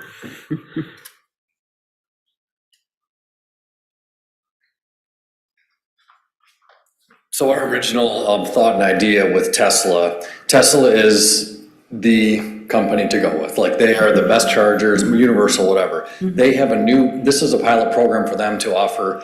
The minimum was 6. They've since reduced that since our proposal to 4. Wow. But the issue with not having one behind City Hall is they all have to be connected on within the same Wi-Fi and within the same panel. So you cannot run power from behind City to Jockey Alley and Town Center. But Town Center and Jack Alley can be connected because they're right there. So that's the reason why we said, look, if we can get 6 downtown or 4 downtown, we could add a second one, but you have to have a second meter. So all of a sudden now you have to have power, 2 spots. Consumers is not gonna wanna run power for 1 EV charger. Yeah. Okay, that makes sense. But that, how does that affect then private businesses who want to install one? It doesn't affect it at all. Okay. So I will tell you that it doesn't affect you at all. I mean, if Green Tree wanted to put one in their lot, they could do that. And they can privately fund it, they can hire a company to do it. It doesn't have any effect. You could have Okay. 2 companies next to each other. They might not like that or not want that, So but you could. but you wouldn't so I thought, I misunderstood. So if I was a private business owner downtown, if I wanted to have a meter that was like our city hall meters, could I go through EV Holdings? You could. Okay. And you could have, but the city would have to approve the spot where to put it, your parking lot, their parking lot. I mean, there's all those things that come into Okay, play. I guess this is, maybe I'm getting confused. Because the city would have to approve, so if a private business owner wanted to put it in their parking lot, the city If would they have to have approve their it? own lot, if they have their Their own lot. lot, They yeah. can, 600 East, or 600 South Mission right now, the Pizza King Plaza is putting in, EV Holdings is putting in that. and they didn't need approval from the city to do Certainly that? did. That's what I'm trying to. It's, yes. Okay, It certainly need approval. okay. Because it's a separate service, it's electric, consumers comes in, they take out Yeah. trees, they put in, Yeah. I apologize, I feel like I should know this, but Yeah. it helps. But then, but that's a different Wi-Fi network is what you're saying it. different Wi-Fi, but same charging network. It's the same chart, okay, that's why I'm confused, and that's why I'm confused about why we can't have one here. Because the Tesla program, those Okay. chargers have to be on the same panel. So the one They out have on- to be connected. So the one out in front of Pizza King is not? Well, it's the same network, but it's not connected to the Tesla one, so it's different. So this gets technical, that's a fast charger, that's like a level 3. These are level 2s, slow, Okay, So I think I get it. clear as mud. the charges that you're offering us are level 2. Level 2, Okay, and the one that you're talking about at the other end is level 3. yeah, so the difference is, think of it this way, it's application use. So downtown would be for maybe workers, employees, people that are gonna be there for an extended period of time. It's a slower charge, but it's more applicable versus a convenience store, a grocery store. They would do a more, like the Citgo has a couple of fast chargers. Those are 20 minutes, you're in, you're paying, you're out. These are more for festivals, for bringing people downtown, people that want to stay downtown, do business downtown, not for just 20 minutes. Now, you could certainly plug in for 20 minutes and top off your car and then move on to the next, but these are a slower, more affordable, just a much easier, simpler solution. And that's what we put in other municipalities, and Tawas has a combination. Okay, back to Michelle. Kick you to- Mademoiselle. Well, no, I was going to ask Brian a Well, question. Is it unfair for us to say, can you also provide revenue sharing? 100% not unfair. It's all you have to do is ask. This is all the part of my thing is we put out this letter saying we're local. We want to work with the city. We're paying for it. I don't need to get into the contract. We were never approached or come back to say, look, what else can you do? If you want 9 chargers, we probably can do that. We just have to talk to consumers and say, can you do that? If you want 3 cents because to be competitive, all you have to do is ask. It's just, there's no communication. Once it goes out, we get a letter saying, we picked a different company. Okay, we want to be involved. The 3 of the partners live here, they work here, they love this town. Why wouldn't, and we're putting them in regardless. So whether the city wants them or not, I mean, we'll put them in private places. There's 4 projects going to be pending in Mount Pleasant. So the infrastructure is going to be there. This would be just something the city could show, hey, we're on board. Yeah, I don't think we knew. And herein lies, I don't know why that is, I'm not trying to get involved with that, but yeah, I would hope that you'd be aware of that. Okay. Well, thank you. You're very welcome. Anything we can do to help, so. So obviously this mysterious Wi-Fi issue that I don't understand isn't going to affect future expansion or No, development. the only thing the Wi-Fi comes into play, Okay. and private companies could choose to hardwire them, is you have to have access to the internet for people to find you and for people to pay. So Right. you have to have some kind of internet. Most of the time, it's done through Wi-Fi. And what we can do is we can bounce a Wi-Fi signal off, the same unit for Jockey Alley and Town Center can be in that same network. But City Hall, you can't reach that same, they can't be on the same Wi-Fi connection. Okay. So would there have to be, so if we were going to expand, it would have to be like just a different. Yeah, probably if we did that, you just add another, I mean, it would probably make sense to just do another meter and just have another Wi-Fi service. Well, and I would guess that if you haven't made a proposal to Green Tree, you will probably be making a proposal to Green Tree. That would seem to be a likely candidate. Well, sure, but we aren't out there trying to get every private, I mean, this is in its infancy. We have people coming to us, so we are not like going door to door saying, do you want a charger? Do you want a charger? I mean, there's more work than we can handle with people just coming to us, so. I'll take your business I card. want to focus on the City Hall, on the city of Mount Pleasant, and installing, these charging stations. So given what I heard at MML,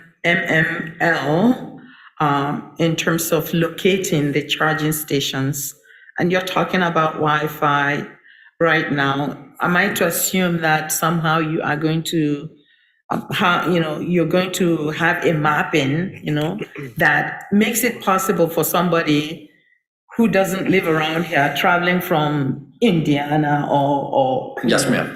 Fort Wayne through here, It's all app driven. So anybody that drives an EV, there's many different apps, PlugShare, but Tesla, the reason you want to be, Tesla's net map and network is all integrated with their vehicles, and they'll show you where the chargers are at. But yeah, it's all app driven. That's how you be found.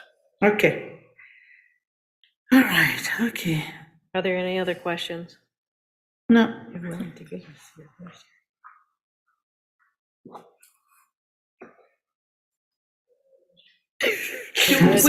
to make a motion? You're gonna run away. Or what? Yeah. Well, I wanted to okay, so I move that the city switches the contract to EV Holdings Incorporated, but I would like to direct staff to pursue what it would look like to have revenue sharing options, and I just didn't know how to include that in the motion. Okay. Is there a second? And also the possibility of other locations. I will second that. I can add the modification. Okay. Do we want to, with the motion that stands? Yeah. Have to be revenue sharing. No, I think there was, she said a possibility of looking into it. Yeah. Because that's what we asked about. Okay. To me, it's irrelevant, so I just wonder. Okay, so we have a motion on the floor, and we have a second.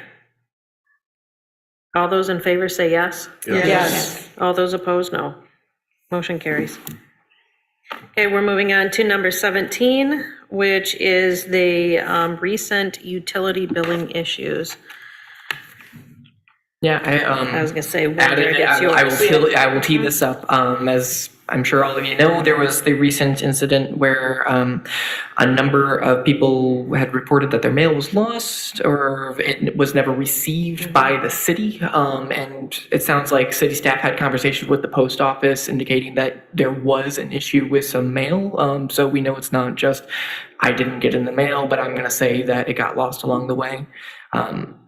Aaron, I asked if you could draw up what I want to discuss tonight is just waiving the fees that were applied for the month of September. I can't imagine it's going to be catastrophic if we do so, and I think there's no equitable way to determine who is affected by this and who wasn't. So the only fair way to do it would seem to be to just waive all the fees for this one time for September. That's my thought process. But yeah, Aaron, if you had any numbers to share on that. Yeah, just want to share it. And the staff and I talked about this today as well, too. I want to push these out to the city commission into the weekend here, but we started pulling some more data. I can just throw it out to the city commission. It's about as clear as mud, to be very honest, because we did take a look at this. Now, the late fees for September utility bills, they added up to about $6,600, $6,605.78. cents.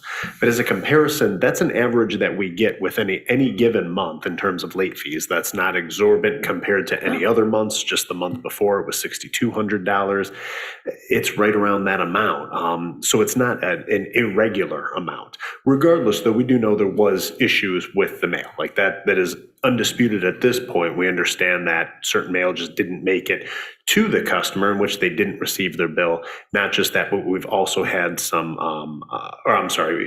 the payments did not make it to us, but then we also know that some customers did not receive their bill as well, too, a few weeks later.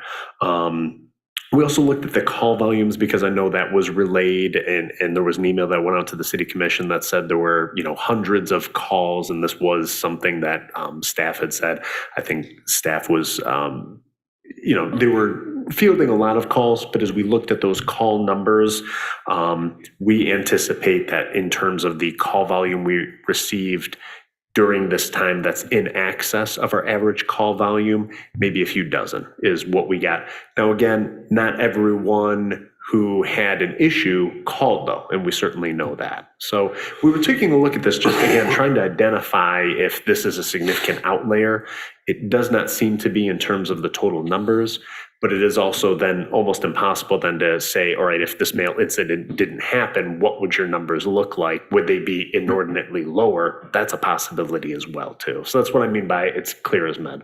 Ultimately, to get back to the city commission on this, we feel by our best estimates, it definitely wasn't hundreds, but we know it was definitely a few dozen on the low end. And ultimately, those fees for September would add up to, again, $6,605.78. Okay, so not nearly as pressing as like the image was looking like as we've been talking about that. Correct. But okay. Ken? Vice Mayor? Just the one comment I have is the one constituent that reached out to me, as we were talking about it, I have mine taken out of my checking account automatically. Hers, she mails in by check, and that was the issue, the mail was definitely the issue. Commissioner Eke?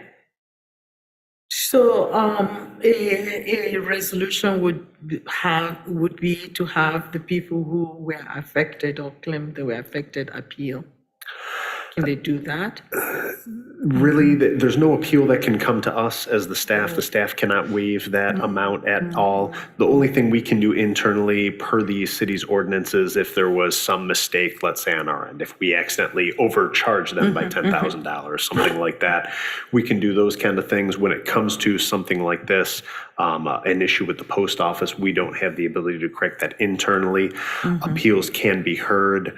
But again, the way the ordinance is written, really, those are supposed to be, again, appeals based on other circumstances. Again, an issue, a leak or something like that.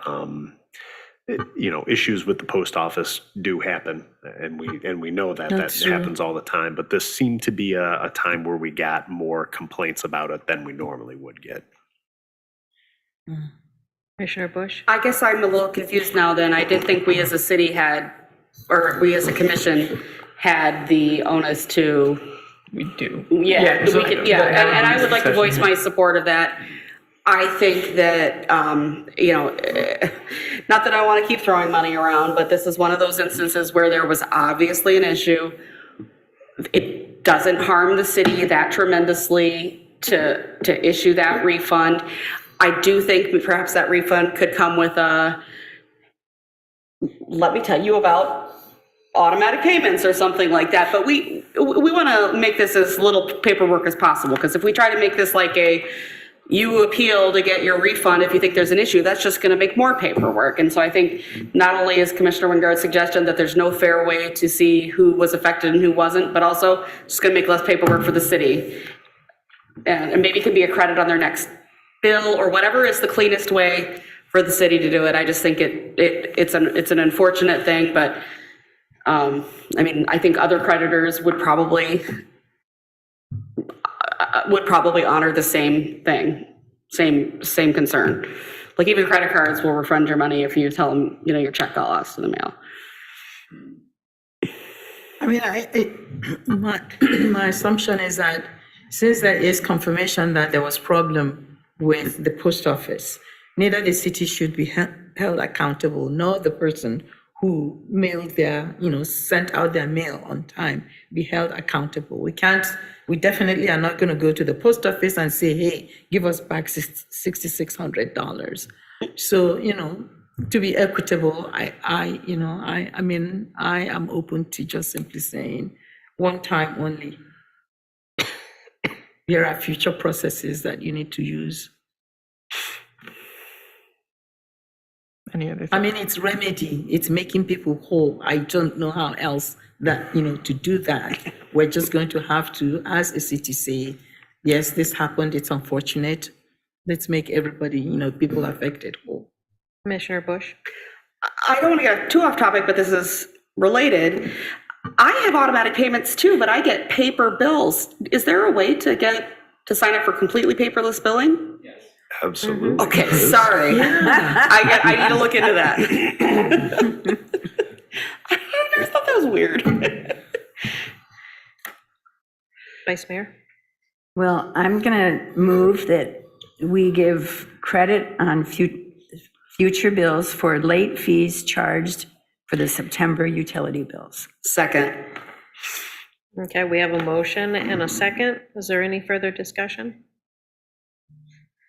All those in favor say yes? Yes. All those opposed, no. Motion carries. All right, now we're going to move on to announcements on city-related businesses and new business. A few of us up here, 4 of us, went to the MML convention this past week, and I'd like to have those that were part of it to give a brief understanding of what they are bringing back to the city from going. I'm going to start with our Vice Mayor. Well, thank you. Well, I've said before when I, get to go to these events that I love it, and I'm a conference junkie. I go to all the sessions. I just love it. We were really blessed and lucky this time that we had some wonderful general sessions. We had someone, even the first one, asked numerous questions, and you could respond with words, and they would create these word maps. But then after we did that, he showed us maps from other cities, entities, counties, whatever, from different states. And we have the same concerns as people across the country. I thought that was really remarkable about that one. The other speakers were good. There was one that was considered like a TED Talk style. It was over the lunch hour. And it was 3 individuals from the Traverse City area who all are doing wonderful things, based on philanthropy, giving and helping. In fact, if you've never been to a Cherry Republic, you should go, and you shouldn't feel bad about taking their samples because that's accounted into their pricing. You should help yourself to a few of the samples. I think the last one I'll talk about was, one other one. Our last general session was like from a builder, from his perspective of how to build culture with your buildings that you do. And they really promote quadplexes. And that goes back to something from another conference a year ago about those pattern book homes that can be not just single and duplex, but you can have the quadplexes. And not that we have an abundance of land right now, but we may in the future. So it's something I wanted to keep on our minds.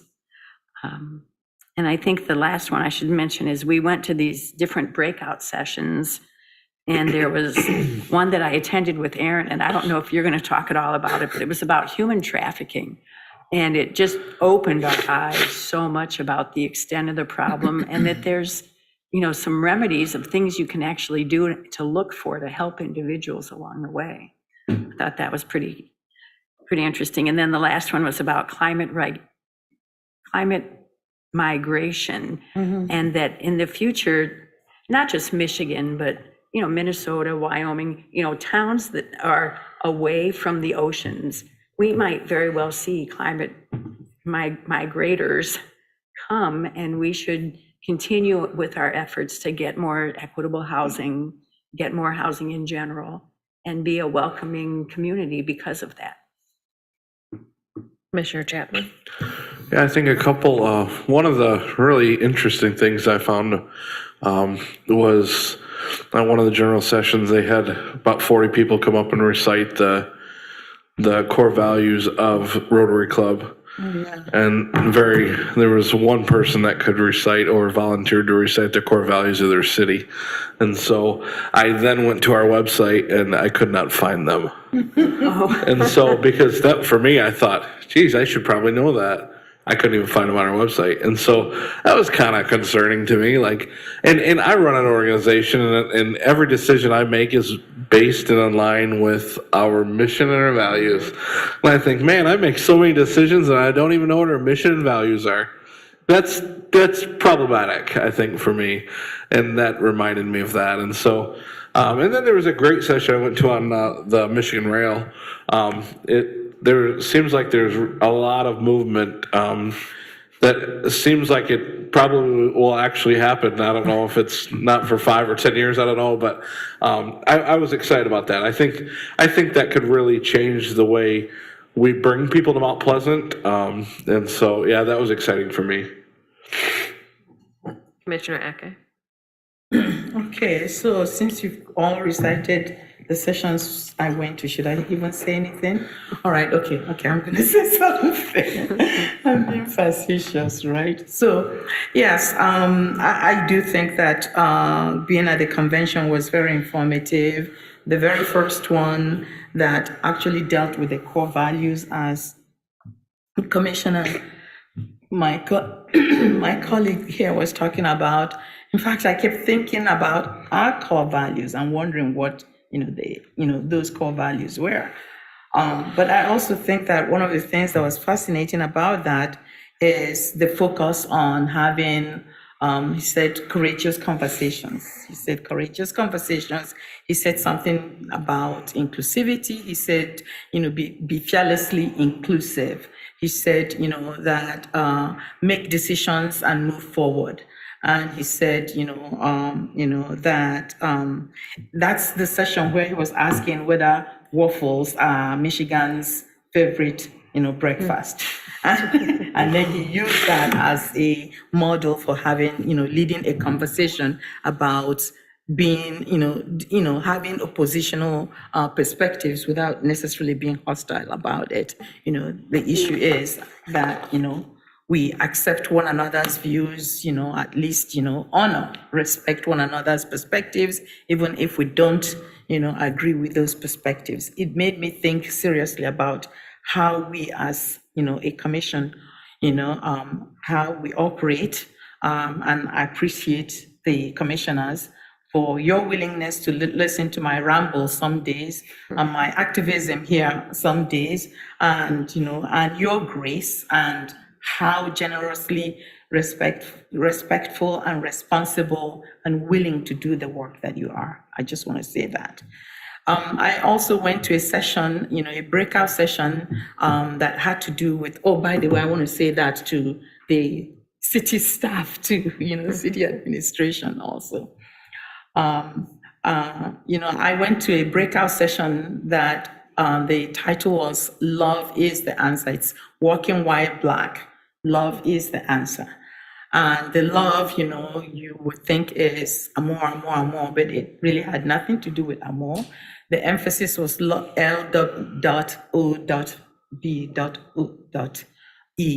And they were looking at, police, law enforcement relationship with Black communities. While we were in the session, I sent Paul, several text messages saying, let's look at this film. What was remarkable about the film was that it had a representative voice of law enforcement officers who talked about their preconceived assumptions about people of color and how they realized somehow that they had done harm. And actually, there was a case where the law enforcement officer had arrested somebody, and the person was, it turned out the person didn't do what he was arrested for, spent about, 3 years or something like that. But the same law enforcement officer helped this person get out of, jail, and then ended up employing, so right now they're kind of bosom buddies. There was another incident where a law enforcement officer said he had stopped a young man who was, I guess, texting or doing something. And the young man basically said to him, "What do you want me to do?"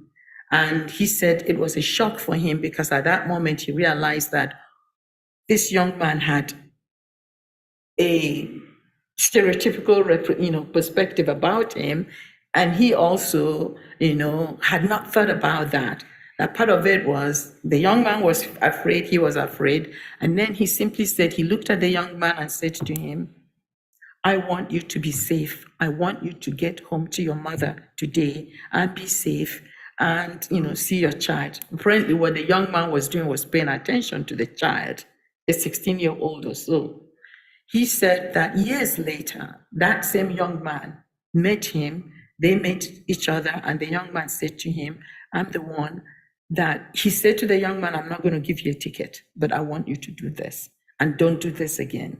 Years later, the young man came back and they met, and the young man said, "I was the person that you stopped on this particular night and they said this to." So I sent text messages to Paul. And so what they were saying is that, law enforcement officers and there were a number of law enforcement people in the group, both, various races, that we need to learn about the communities. You have to open up your heart or minds to be, to be accepting. You want to volunteer within your communities and you want to empower your communities. And that goes for elected officials. I went with Aaron and, Brian to Commissioner Chapman to the Bringing Rails to Michigan. And I asked 2 questions, which is, what is the status of the project at this moment? Because they talked about everywhere and didn't talk about Mount Pleasant. And they said that they actually have received a grant for the second phase and that they are at the point where they're going to start looking at the second phase. They'll do community visits. There will be a lot of train rides. And I asked them how long that would take. And he said somewhere between 12 months and 18 months. Colleagues, I hope I'm representing us well. The last general session I went to was one that dealt with architecture. It's at the end, and he was talking about masonry, what he referred to as vaulting, some kind of stone or rock vaulting. And he said, the art of vaulting is dead right now because engineers don't like it. They don't think it works. And, they complain a lot about it. But he also said, but it is, that the structure, that the use of that old ancient art is actually, creates very stable, stable structures. And they're not prone to, the rusting and bending and expansion that steel, would do when it's, when it encounters moisture and it's buried in, cement or something, and then it expands and cracks and the structures begin to crack. And so he was recommending that, perhaps people should go back to that as think about, architecture and, mix the old with the new. And I think the other person I went to was, what's his name? Kageyama's presentation, where he was talking about art in the city, Yeah, he's this, what is it, the big hole or something like that. And then there was one with huge eyeballs and how we use art in the city. And he said, well, if we're talking about, people are worried about art, sometimes the reason is that, yes, they have this extra money, but they don't want to spend it because they don't think it's, and he says, spend it on art. And he says, people think about cost, but he said, cost is ugly, right? And not doing it is also ugly. He said, but the thing is, if you have an ugly art somewhere out there, people will notice it and it will bring people in. At that point, I turned around and I said to, Ms. Sponsler over there and also Vice Mayor Alsager, I said, yeah, we should have a big troll somewhere in, something, like a giant or something, the Hulk, somewhere in the middle of downtown because. it How looked about a big yellow chair in the middle of the road? A big what? I like that chair. Yellow what? I like that chair. Yellow chair, yeah, yeah. Or you big donut or something. I would You know, love it a will commission bring people picture. in. But anyway, it was fascinating. And then we went to, what was that, with Mayor, Hirschbecker. Tanya? We went to the garden tour. Oh, And, the yeah. botanical garden. Yeah, there's a huge cow there. That's what we need to do. Put a cow here. Okay. That was fascinating. It was. We're going to move on to manager dissents.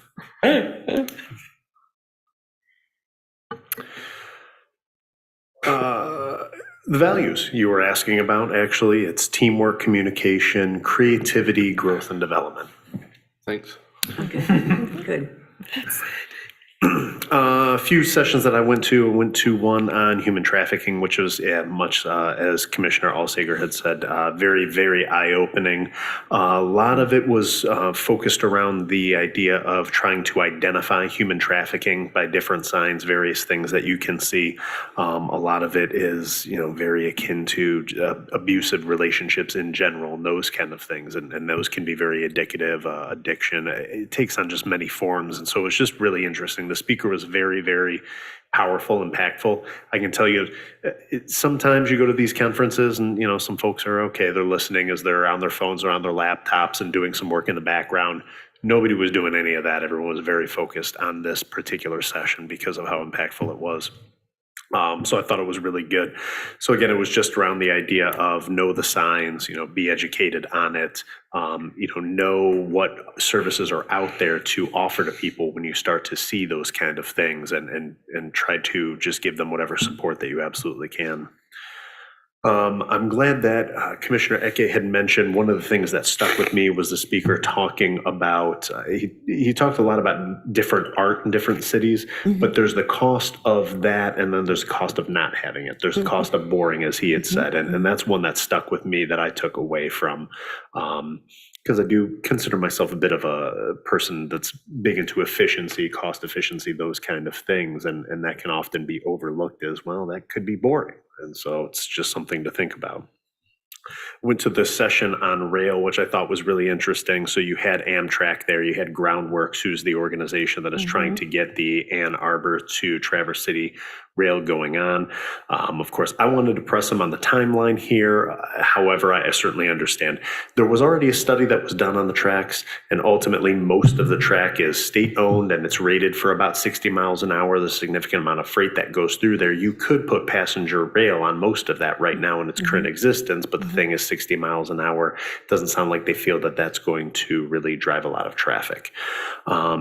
They have to undergo a second study, and I'm thinking, come on, guys, it already took you forever on the first study. Let's get this done. Let's start going on this. But that is required for the Federal Department of Transportation, and then I gather from that that's their key towards getting more funding for this, for upgrading those tracks to be able to handle 110 mile an hour traffic on them.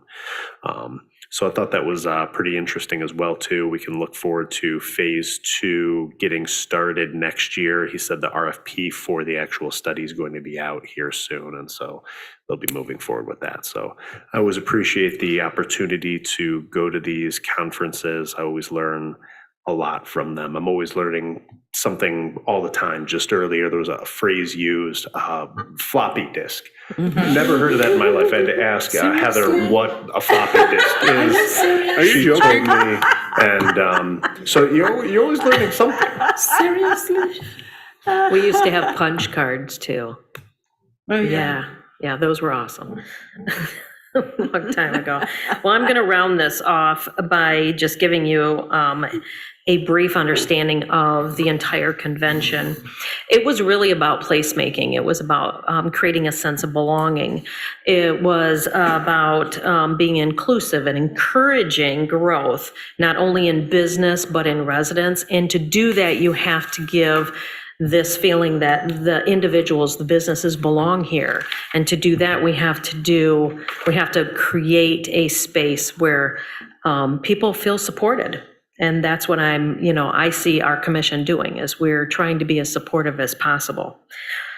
If there is no other new business, anybody else want to jump in here? Okay, we're going to move on to public comment. Yes? Oh, I was just Okay. going to make one quick little. Okay, go for it. The Pumpkin Promenade is scheduled for Tuesday, October 31st from 4 to 6 p.m. in downtown Mount Pleasant, where children 12 and under are invited to dress in their Halloween costumes, trick or treat at downtown businesses. And then citywide trick or treating is from 6 to 8. 6 to 8, yeah. And there are various neighborhoods that enjoy trick-or-treating along with trunk and treats. What? As well. Okay, so we're going to move on to public comment. I'm not seeing much public out there. Is anybody on Zoom? Okay, I'm going to go through my spiel. If you'd like to come forward and speak on something, you may come forward at this time to the podium, state your name and your address, and I will give you 5 minutes. If you're joining us by Zoom, you may use the raised hand feature or *9 if you're joining Zoom by phone. I'm getting a shaking head saying nobody's on Zoom. I'm assuming we have no more emails. Okay, and I see no one in the public to give comment on agenda or non-agenda items, so I will close that. It's up to the commission if they'd like to take a recess, otherwise we can jump right into the budget. We're going to take a recess. I will give you a 5-minute recess.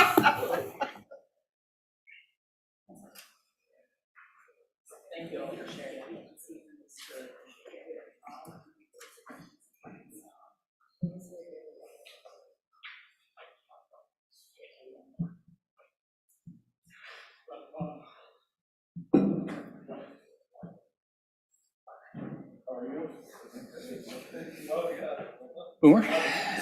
Good, how are you? They want to get rid of those, though. No.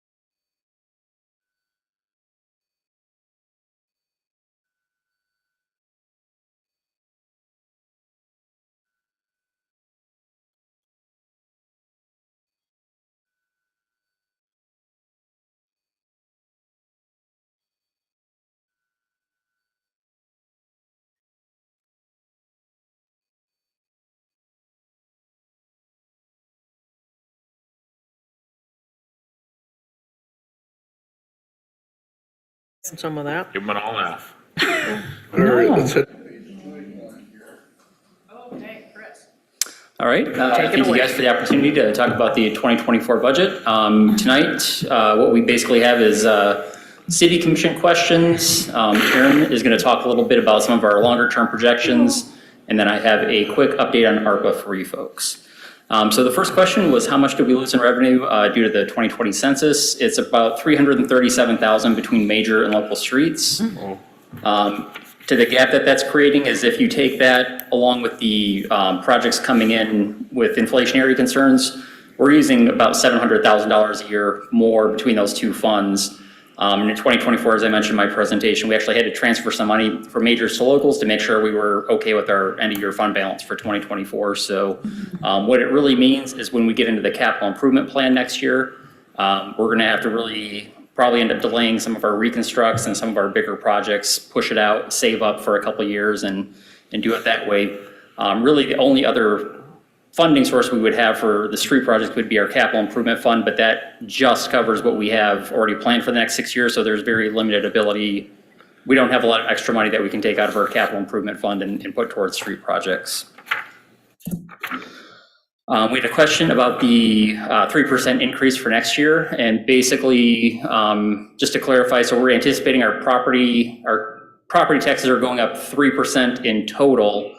And of that, in the same paragraph, we talk about what could be at risk with MTT cases. And so it's going up about $260,000 if it goes up 3%. And of that, we think we're at risk for about $50,000 based on the MTT cases that we've seen gone through up to this point.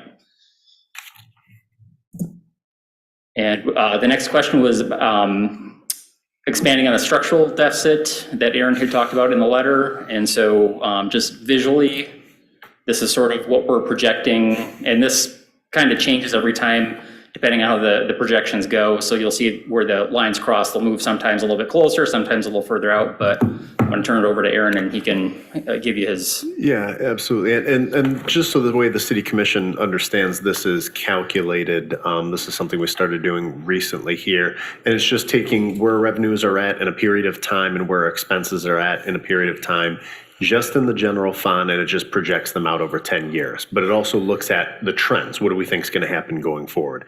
If you look past, and I usually use about a 5-year average, if you look during the past 5 years, you have a 2-to-1 ratio in the growth of expenses over revenue. So expenses are essentially growing at twice the rate that revenues currently are. So if you continue to project that out over a 10-year period, you see where we're currently at. Now this captures, I think, actually the better story of it, because when we did this, I believe it was in late 22 or early 23, before we made some changes here organizationally, we were looking at having what I call a structural deficit in 2027, I believe was the year. So it was only about 5 years out from where we were at that we were going to have the structural deficit. What I mean by structural deficit is this, and it's this right here, just showing the projection going forward of revenues and expenses. And that's really, for the most part, operations and maintenance for the most part. There's about $600,000 a year on average in capital expenses that are found within the general fund itself that are outside of, let's say, the capital improvements fund. So a small percentage of what we have here. So that's what I mean by structural deficit. It's if we continue doing the same thing that we're doing, we make no changes or we don't do anything new, make any adjustments, and we just continue to do operations and maintenance year after year, you have a structural deficit. This now, because of changes in 2023, essentially as individuals had retired, we had chosen to not replace them through attrition, essentially. We've now pushed that out to 2030. Now, I know what some folks are saying, Aaron, that's only like 6 years away. That's not very long. You're telling us in 6 years we have a big problem. Not exactly, because again, this is just looking at averages as one, so that doesn't necessarily mean that this will happen in this way. 2, 6 years is also a long time to plan for this sort of thing. As I've been discussing with Director Saladin as well too in regards to this. One, you've got a lot of time to play with and a lot of time to make corrections in order to continue to push this out. The other thing that we'll continue to look at is the assumption of a 2-to-1 growth in expenses over revenue.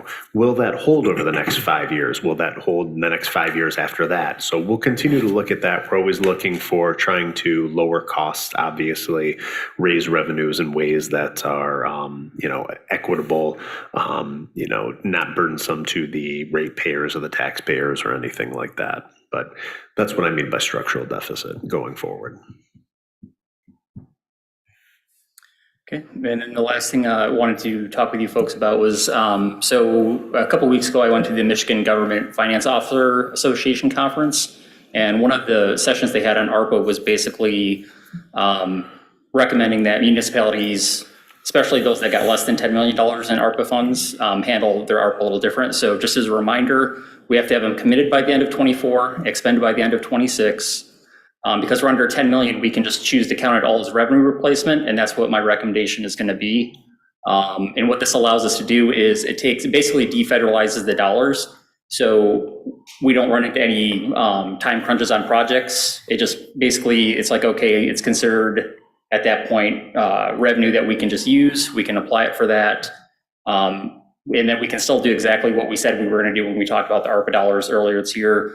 Town center, the trail system, I think the parking lot, and then possibly the South Trail were the 4 things that we identified. So that's still the plan, that's still on track, but if I can get the general head nods, what I'd like to do is the next meeting to basically bring you guys a recommendation to commit the funds to revenue replacement. We'll recognize all the revenue in 2024's budget, and then we're basically done with it. And then the one other thing, the state of Michigan is concerned some municipalities aren't allocating their stuff on time. And so for this next revenue sharing payment, they're giving a little 1% incentive to basically go ahead and get this done. And I mean, for us, it's like $5,000-$6,000, but why not just take the free money? So That replaces the refund from the late fees. it almost does, wrong fund, but other than that, yes. Yeah, it does, close enough. All right. Never happens. Are there any questions?